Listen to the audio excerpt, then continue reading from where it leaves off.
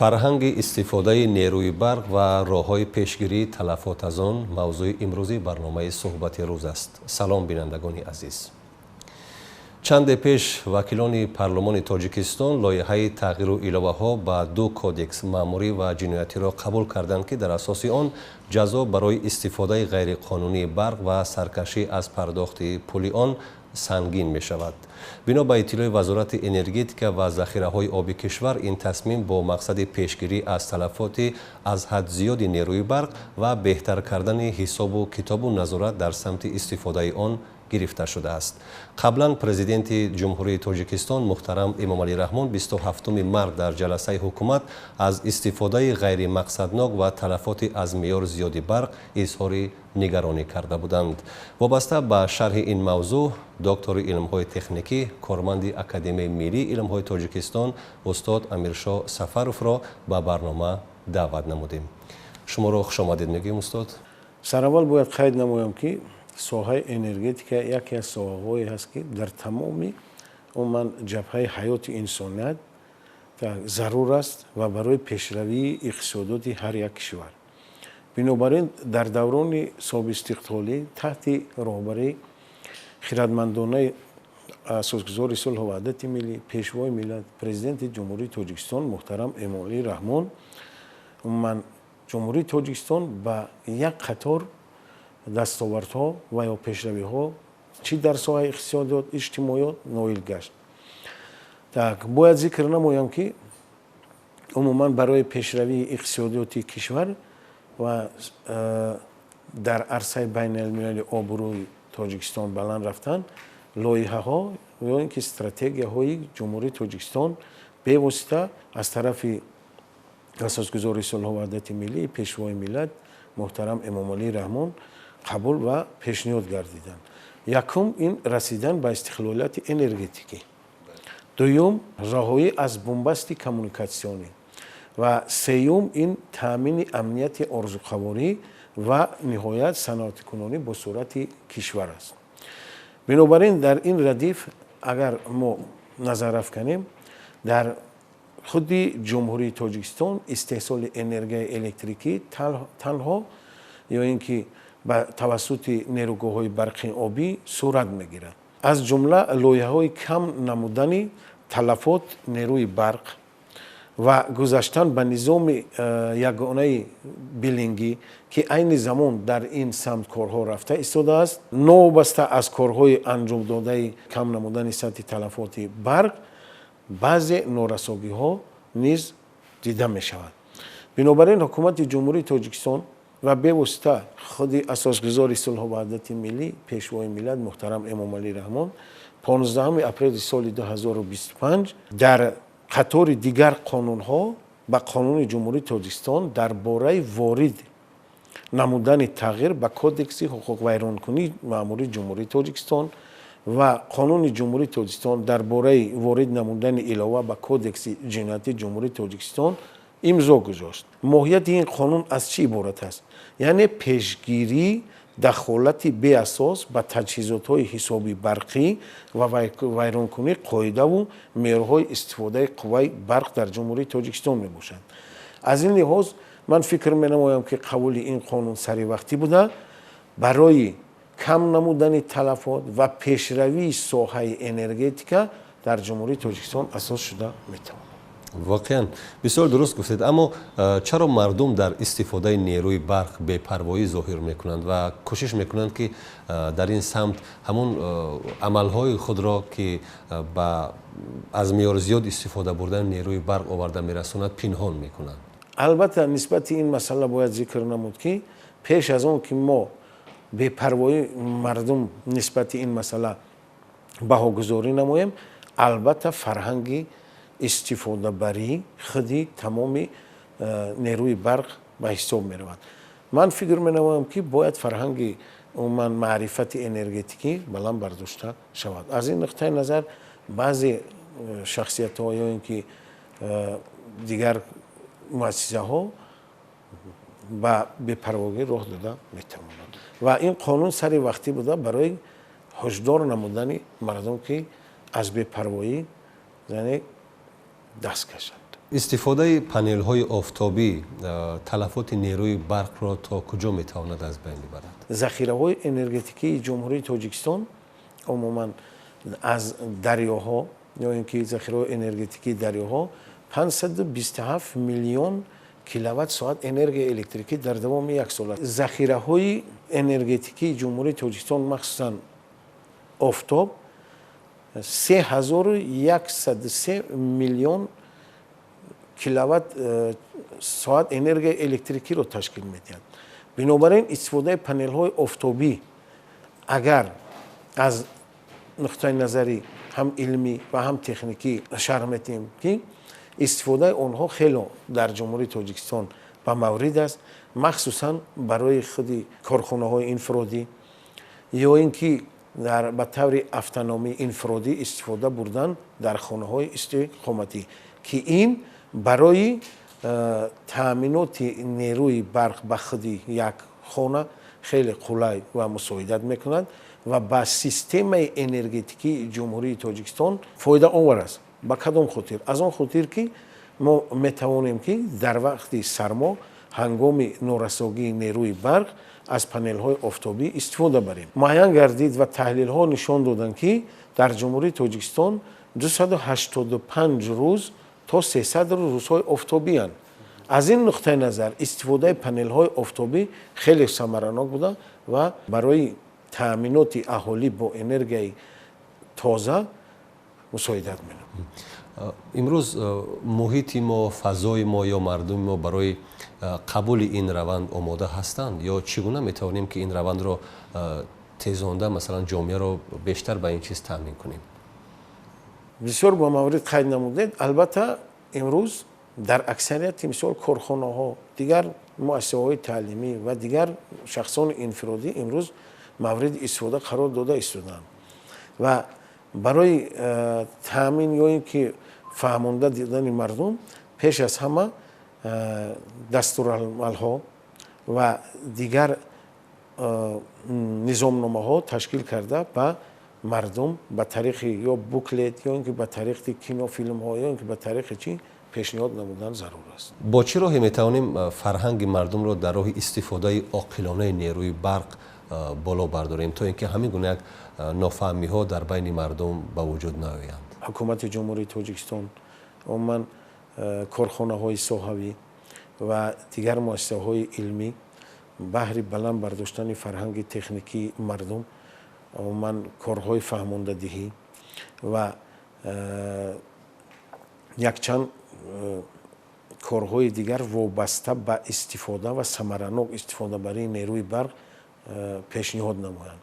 باید ذکر نمود که اگر خود مردم سر وقت نیروی برق رو پرداخت نماید، این هم به بودجه اولیوی و هم به بودجه حکومت جمهوری تاجیکستان و خود کارخانه ساحوی تاثیر مثبت میرساند. مثلا اگر خودی سر وقت پرداخت مبلغ صرف انرژی الکتریکی از طرف هم شخصی واقعی و شخصی حقوقی یا کارخانه های دولتی پرداخت کرده شود، در اینجا در ساحه عموما صدمه یا اینکه دیگر چیزهایی که خطرهایی که به وجود میاد برطرف کرده میشوند.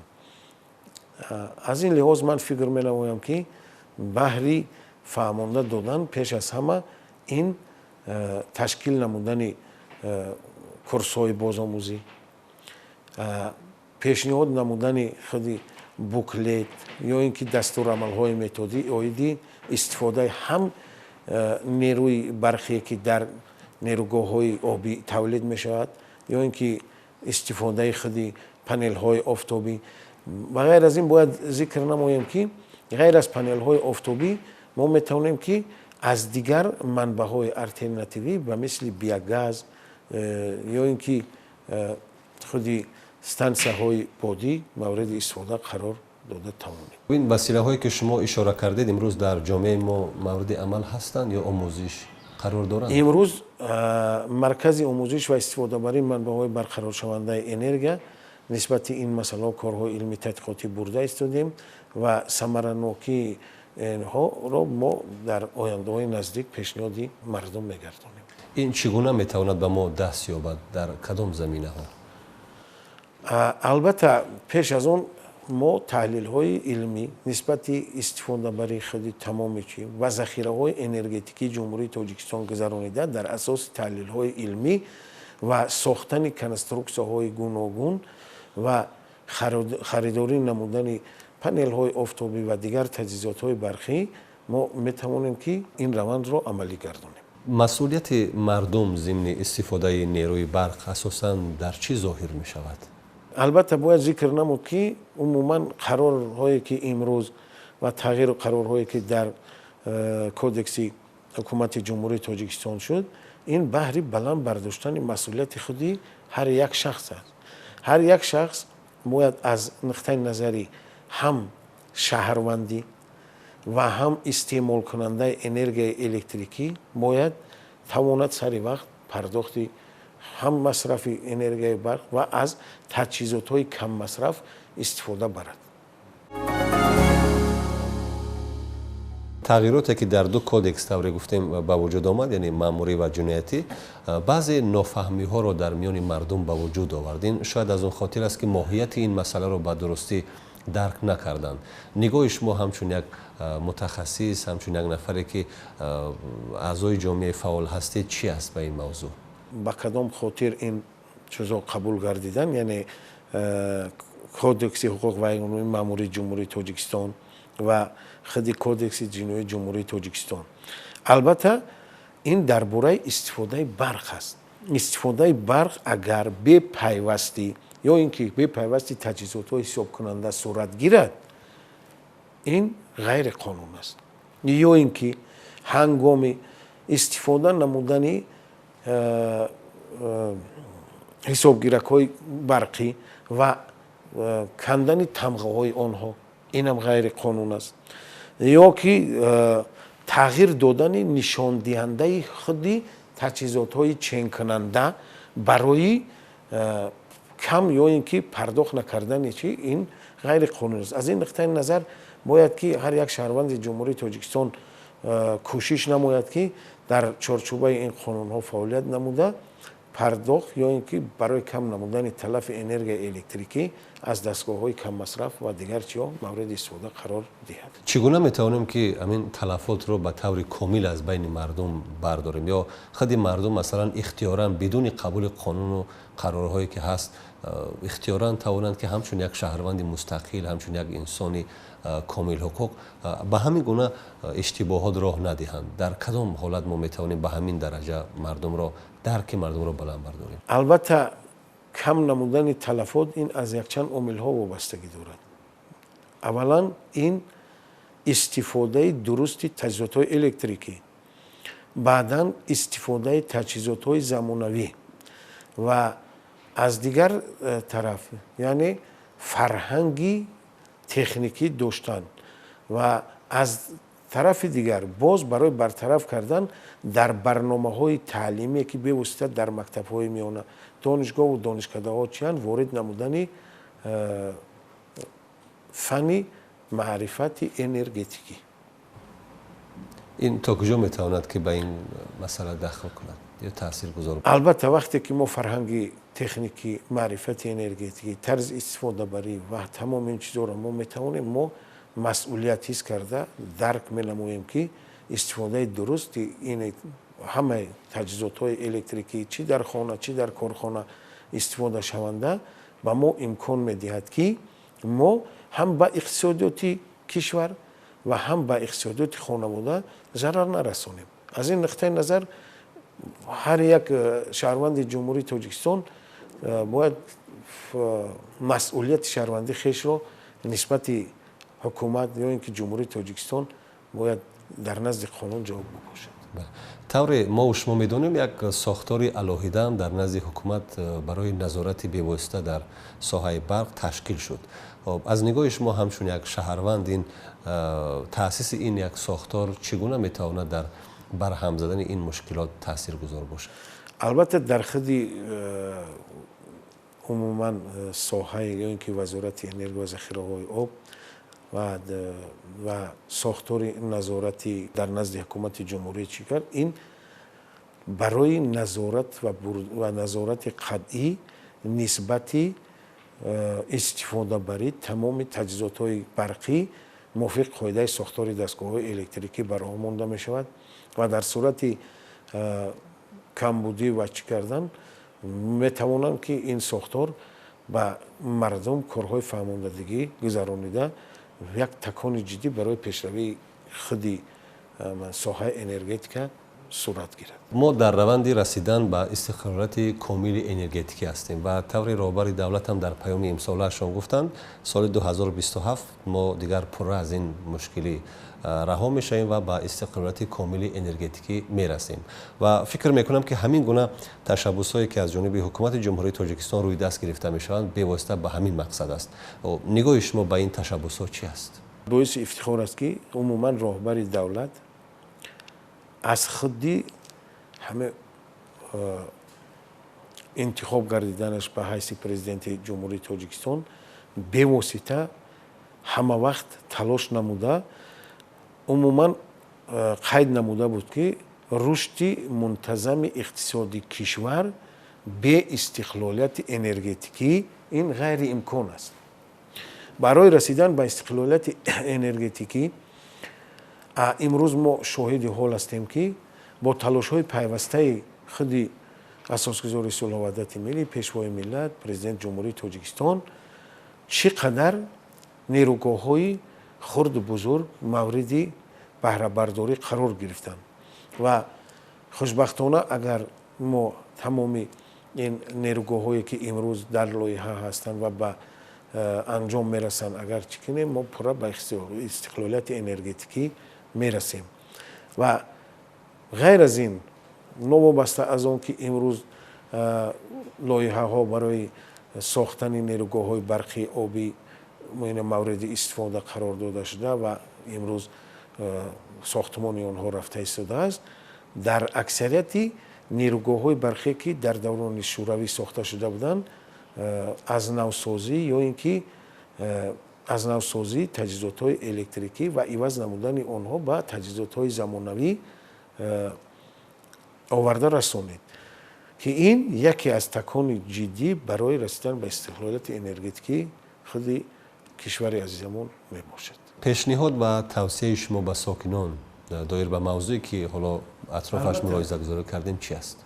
البته پیشنهادها نسبت این مسئله باید که هر یک شهروند قرض شهروندی خیش رو اجرا نموده سری وقت مبلغی صرف کرده رو پرداخت نماید.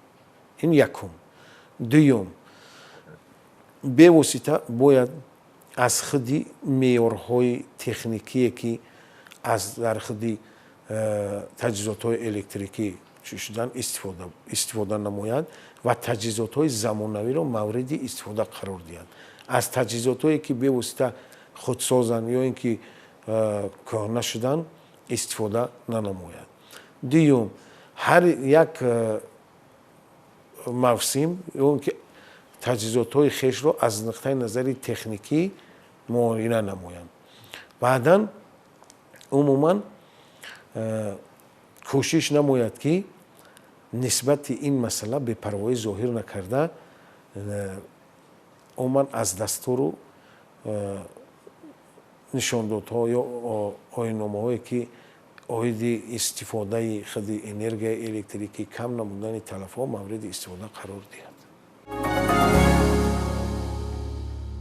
بسیار تشکر که وابسته به این موضوع شما فکر و نظر خیش را گفتید و ما باوری کامل داریم که جامعه فرهنگی تاجیکستان با استفاده از آن فرهنگ بزرگی که دارند در استفاده نیروی برق بسیار عاقلانه رفتار میکنند و برای رسیدن به استقلالیت کامل انرژتیکی آنها مساعدت خیش را واقعا میرسانند. و دوستان عزیز استفاده مقصدناک نیروی برق و کاهش دادن تلفات آن راه ما را در سمت رسیدن به استقلال کامل انرژتیکی نزدیکتر میکند.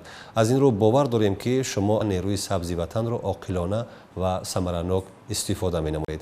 یادآور میشیم که مهمان برنامه ما بودند دکتر علم‌های تکنیکی همزمان کارمند اکادمی ملی علم‌های تاجیکستان محترم امیرشاه سفروف. بار دیگر برای اشتراک در برنامه و ملاحظه های بسیار سازنده تشکر میکنیم از شما. تا صحبت های دیگر شاد و سربلند باشید.